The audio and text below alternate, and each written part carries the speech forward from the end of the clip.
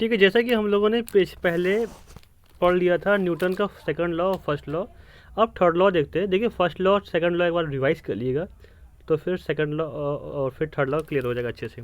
Third law देखिए क्या बता रहा है कि Newton third law, to every action there is an equal and opposite reaction.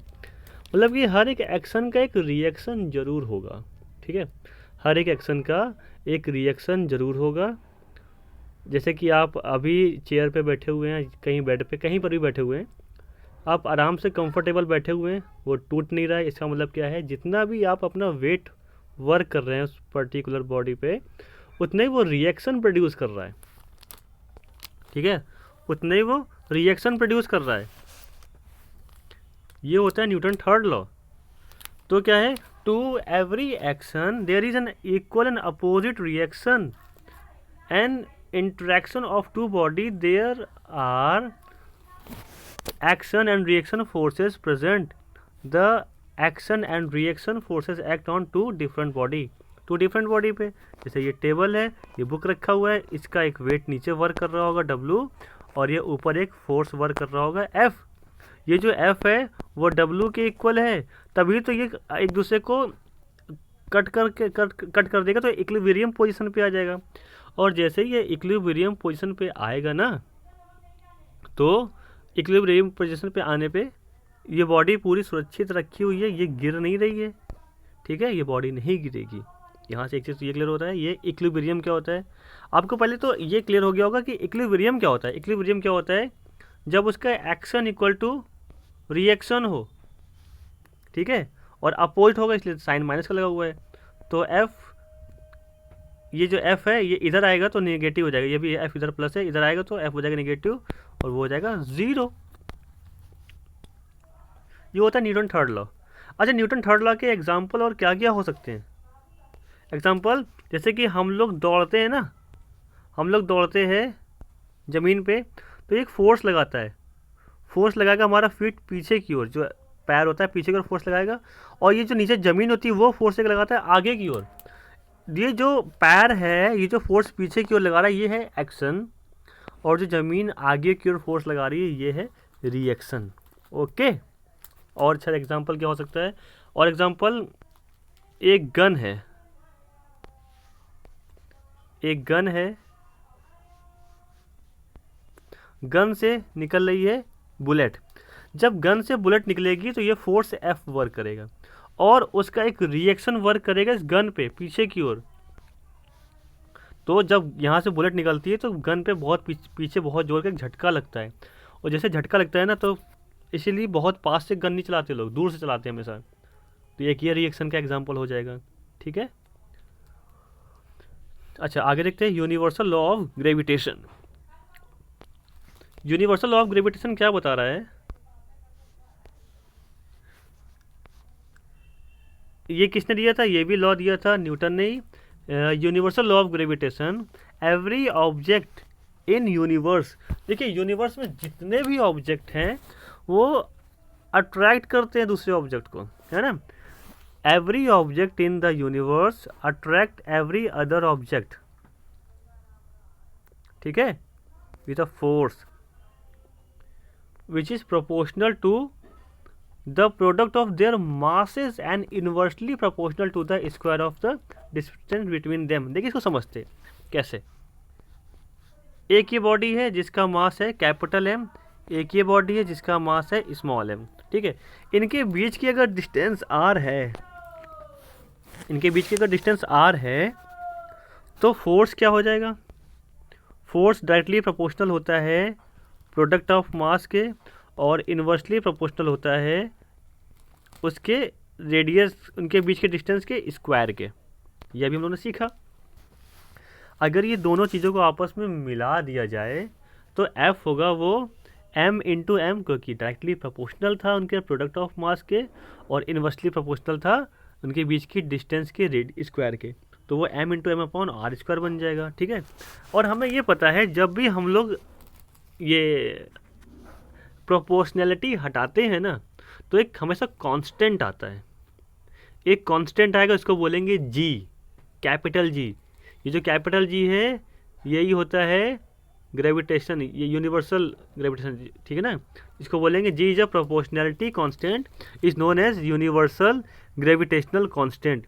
ये कैपिटल जी, एक स्मॉल जी होता है, वो बात की बात अभी आगे देखेंगे, ठीक है। जो जी होता है ये क्या है, ये है यूनिवर्सल ग्रेविटेशनल कांस्टेंट। ये क्लियर हो गया होगा इतना। अच्छा, फिर the universal gravitational constant G is independent of, independent है किसका, the medium between the two bodies, two body के बीच में जो मीडियम है, मतलब कुछ भी हो कोई फर्क नहीं पड़ता, और मास ऑफ टू बॉडी, ठीक है, और the distance of separation between the two body.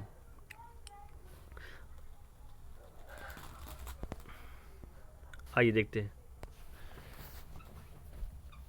Universal gravitational constant जो कैपिटल जी होता है वो F equal to G M upon R square होता है, ठीक है। अगर यहाँ से जी की वैल्यू निकाली जाए इस कैपिटल जी की, तो देखना ज़रा, F equal to G M upon R square था, तो ये जो आर स्क्वायर जाएगा F के साथ, तो हो जाएगा F into R square into G. ये जो एम था ना, ये F के अपॉन में आ जाएगा capital M into small m, ये हमारी आ जाएगी जी की वैल्यू, जो कि ये लिखा हुआ है, ठीक है।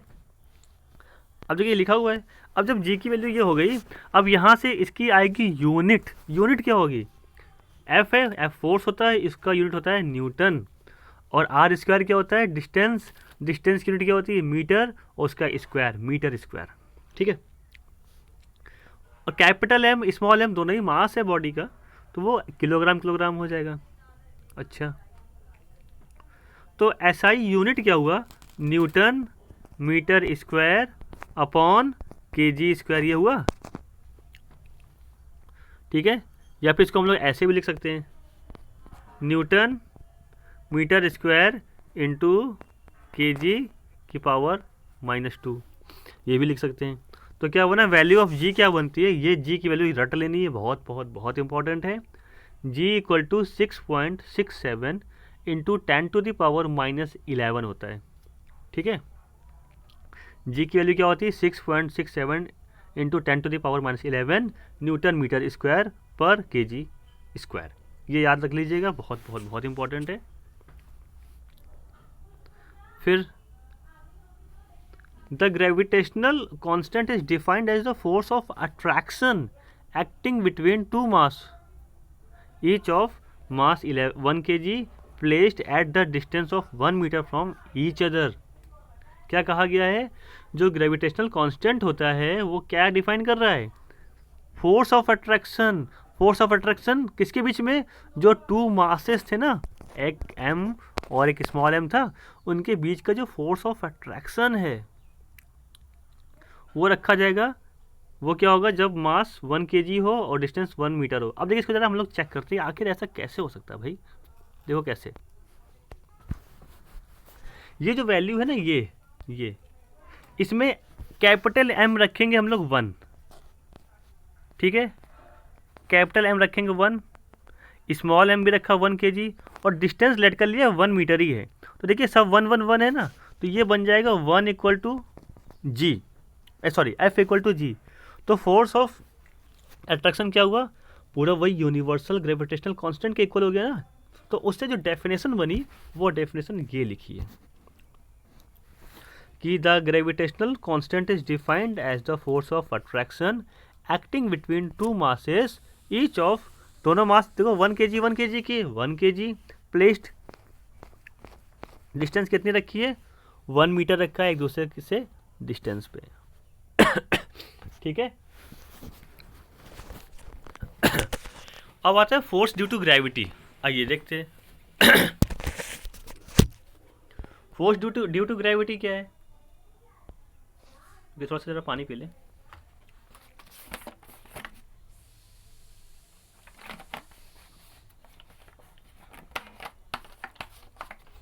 अभी हम लोगों ने पढ़ा यूनिवर्सल ग्रेविटेशनल कांस्टेंट, और एक होता है force due to gravity. Force due to gravity जो होता है ना, वो होता है स्मॉल जी, और यूनिवर्सल ग्रेविटेशनल कांस्टेंट होता है कैपिटल जी। पहले तो आपको स्मॉल जी कैपिटल जी में डिफरेंस क्लियर हो गया होगा। The force which the force with which the earth attract an object is called force due to gravity. मतलब ये हुआ वो फोर्स जिस फोर्स से अर्थ किसी भी ऑब्जेक्ट को अट्रैक्ट कर रही है अपनी तरफ, उसको बोलते हैं फोर्स ड्यू टू ग्रेविटी। मान लो ये अर्थ है, अर्थ के ऊपर एक बॉडी, कोई कुछ भी ऑब्जेक्ट रखा हुआ है, ये क्या कर रहा है, ये ग्रेविटेशनल फोर्स लगा रहा है ना, और इसको बोलते हैं फोर्स ड्यू टू ग्रेविटी। क्योंकि तभी तो हमारे अर्थ सरफेस पे कोई चीज़ रखी रहती है। अगर ग्रेविटी नहीं होगी तो वो उड़ जाएगा। अब इस ग्रेविटी को न्यूमेरिकली प्रूफ किया गया है, कैसे, आइए देखते हैं। If we consider a body of mass 1 kg, the force due to gravity is, अगर 1 kg मास को रखा जाए, ठीक है, तो देखिए ये क्या है, ये जो लिखा है ना कैपिटल जी की वैल्यू है 6.67 इंटू 10⁻⁻11। ये पहली बात आपको क्लियर है, ये कैपिटल जी की वैल्यू है। ये जो कैपिटल एम की वैल्यू है, ये पता है क्या है, ये है मास ऑफ अर्थ। अर्थ का मास है, और इसमें इंटू 1 कर देंगे तो कोई फर्क ही नहीं पड़ेगा। जो छोटी सी बॉडी रखी है ना 1 kg की, ये छोटी बॉडी रखी है, ये है मास ऑफ द ऑब्जेक्ट, ठीक है। और ये क्या है, ये है रेडियस ऑफ द अर्थ। ठीक है, तो यहाँ से अब देखिए, अगर ये बॉडी, एक छोटी सी बॉडी ऑब्जेक्ट रखा अर्थ सरफेस में, तो ये सेंटर से यहाँ तक की डिस्टेंस कितनी हो जाएगी, उसकी रेडियस। बॉडी का, अर्थ का मास क्या है, कैपिटल एम, जिसकी वैल्यू है 5.96 इंटू 10⁻24। और ये जो m2 है, इसकी वैल्यू है 1 kg, 1 है। डिस्टेंस इनकी रेडियस वो कितना है, 6.37 इंटू 10⁻6 का होल स्क्वायर, क्योंकि r स्क्वायर होता है, ठीक है। Thus, we can say that Earth attracts a body of mass 1 kg with a force of 9.8 Newton. क्योंकि जब इसको सॉल्व करोगे ना तो 9.8 न्यूटन आएगा। तो इसका मतलब ये हुआ, जो अर्थ है ना, अर्थ वो हर बॉडी को, अगर वो बॉडी 1 kg की है तो उसको 9.8 न्यूटन से अट्रैक्ट करता है। ये निकल के आता है फोर्स ड्यू टू ग्रेविटी। अब आता है एक्सीलरेशन ड्यू टू ग्रेविटी, वो होता है स्मॉल जी। आइए वो देखते हैं।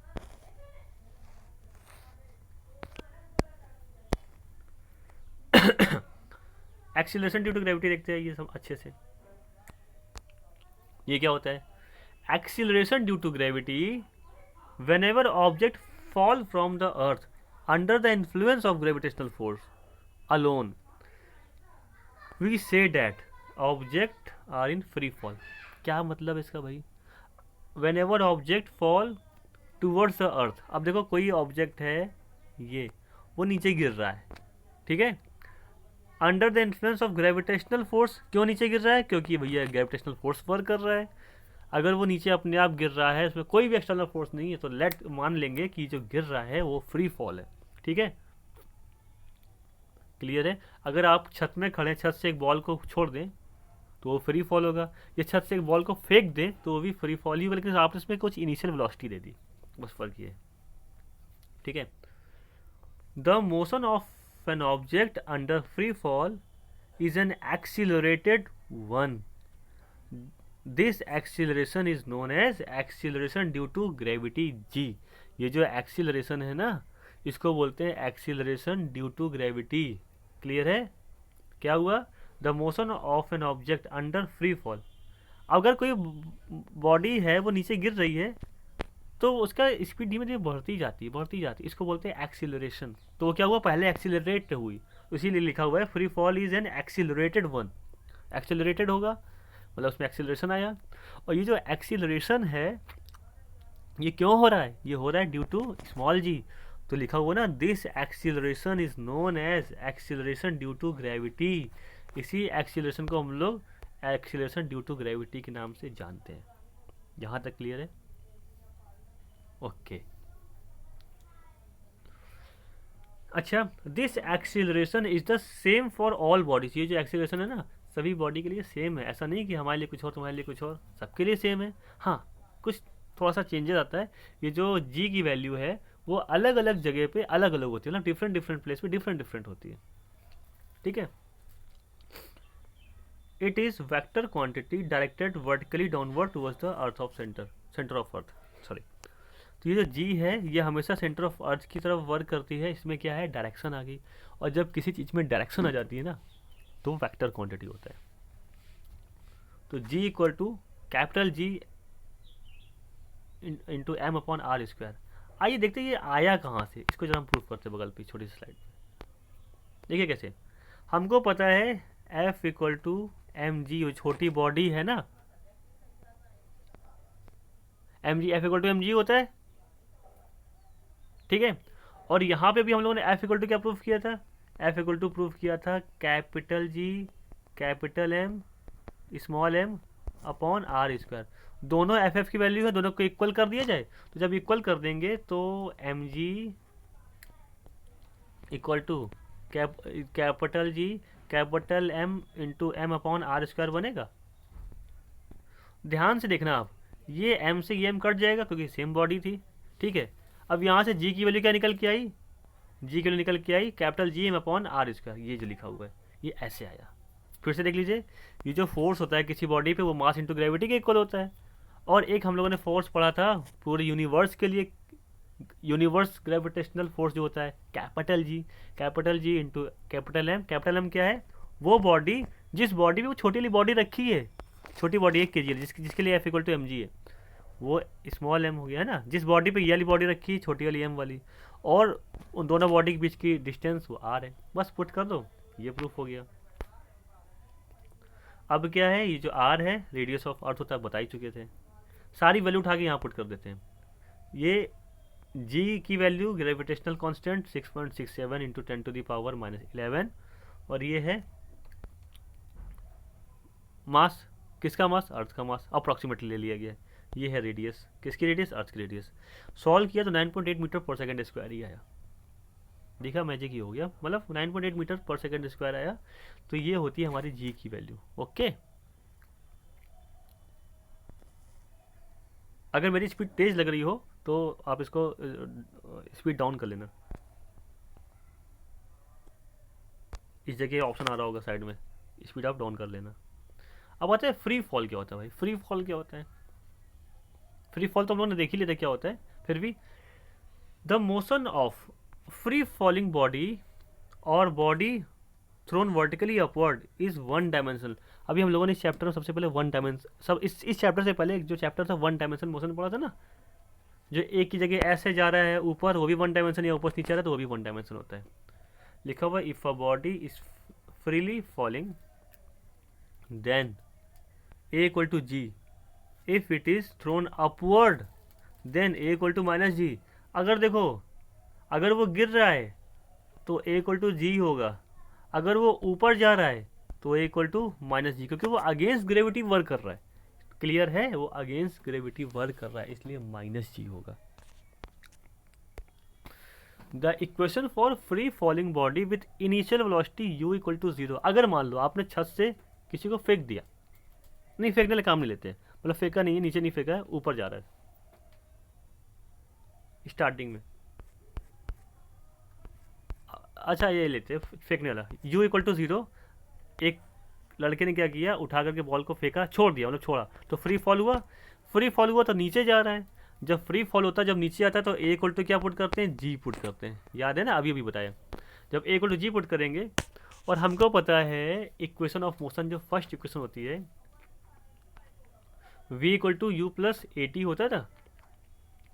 अब जब भाई वो फ्री फॉल हो रहा है तो ए की जगह जी आ जाएगा, और u तो ज़ीरो ही है ना, v equal to U plus A T formula होता था, ए टी फॉर्मूला होता था, u तो ज़ीरो हो गया, u ज़ीरो, ए की जगह आ गया जी, तो जी टी, ये ज़ीरो हटा देंगे तो v इक्वल टू क्या हो जाएगा, जी टी, जो कि ये लिखा हुआ है, क्लियर है, v equal to G T कैसे आया। दूसरी क्वेश्चन क्या होती थी, s equal to U T plus half A T square, clear है, ये होता है। फिर देखो भाई, जब u ज़ीरो है, इनिशियल वेलोसिटी ज़ीरो है, तो ये तो ख़त्म हो गया ना पूरा, ज़ीरो इंटू समथिंग ज़ीरो, और ए की जगह पुट करेंगे क्या, जी, तो हाफ जी टी स्क्वायर, तो देखिए S equal to half G T square लिखा हुआ है, क्लियर है। आगे देखते हैं, नेक्स्ट इक्वेशन क्या होती है, V square equal to U square plus 2a(s). ठीक है भाई, फिर वही बात आ रही, इनिशियल वेलोसिटी तो ज़ीरो है तो ये ज़ीरो का स्क्वायर ज़ीरो ही होता है, प्लस 2 और फ्री फॉल है तो ए की जगह जी आ जाएगा और एस, तो v इक्वल टू क्या बना, v square equal to 2gS। ये बात क्लियर है। इन केस अगर इनिशियल वेलोसिटी ज़ीरो ना हो तो जो अभी हम लोग u ज़ीरो पुट कर रहे थे ना, वहाँ ज़ीरो की जगह उसकी वो जो वैल्यू होगी वही पुट करेंगे। और बॉडी कहाँ जा रही हो, नीचे से ऊपर, ऊपर फेंका जा रहा है। देखो हम लोग जब बॉल ऊपर फेंकेंगे ना तो उसमें ताकत लगाएंगे, ताकत लगाएंगे तो मतलब क्या हुआ, उसमें इनिशियल वेलोसिटी आ गई। बिना ताकत लगाए बॉल ऊपर जाएगी नहीं, कभी देखना ट्राई करना, जाएगी नहीं। तो v इक्वल टू क्या बना, u माइनस जी टी, और s इक्वल टू क्या बना, U T minus half G T square, formula भी मैंने बताया था। और v स्क्वायर क्या बना, u square minus 2gS। Clear है ये अच्छे से? ओके। फिर आता है मास एंड वेट। ठीक है, मास क्या होता है, the amount of matter contain in a body at rest is its mass. Okay, मतलब देखो जब उस बॉडी में जो मैटर है, कितना मैटर है, वो उसका मास होता है। और हम लोग चेक कर लेंगे भाई, मान लो 1 kg कुछ ले आए, वो कोई बॉडी ले आए, कोई सॉलिड बॉडी ले आए, तो उसके अंदर 1 kg उसका पूरा वो है, मैटर कंटेन है। ठीक है, और इसकी जो ये जो क्वांटिटी होती है स्केलर होता है, क्योंकि इसमें कोई जी से मतलब नहीं है ना, स्केलर होता है, तो इसमें कोई डायरेक्शन ही नहीं होती ना। और इसकी यूनिट क्या होती है, kg। It does not change with change of place of the body. ये प्लेस चेंज करने से इसकी वैल्यू चेंज नहीं होती, चाहे जहाँ चेक करो जाकर। ओके, लेकिन जो वेट होता है ना उसकी वैल्यू चेंज होती है, क्योंकि डिपेंड करता है ग्रेविटी पे। ग्रेविटी होती है वेक्टर, तो ये भी हो गया वेक्टर। क्लियर है?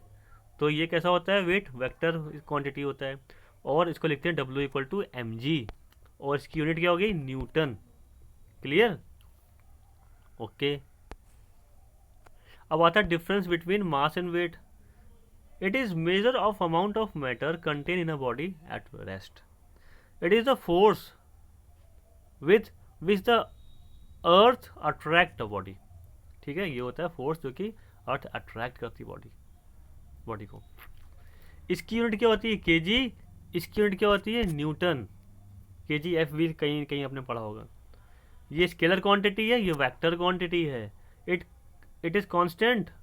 ये कांस्टेंट होती है हर जगह, लेकिन ये कांस्टेंट नहीं होती है, क्योंकि जी की वैल्यू चेंज होती है। जी की वैल्यू इक्वेटर पे होती है 9.8 एवरेज, और पोल पे होती है 10। ओके,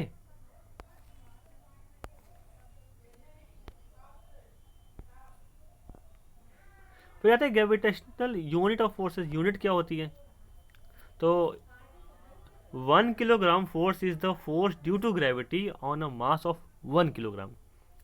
वो होता है 1 kgf।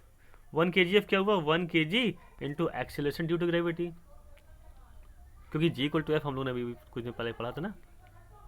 तो 9 ग्राम न्यूटन हो गया क्या, 9.8 Newton. Okay, similarly 1 gram force, अगर 1 ग्राम फोर्स आ जाए तो 1 gf equal to 1 gram into acceleration due to gravity, तो ये क्या हो जाएगा, 989 हो जाएगा। खत्म, सिंपल सा था। तो ये पार्ट खत्म होता है। Okay, thank you.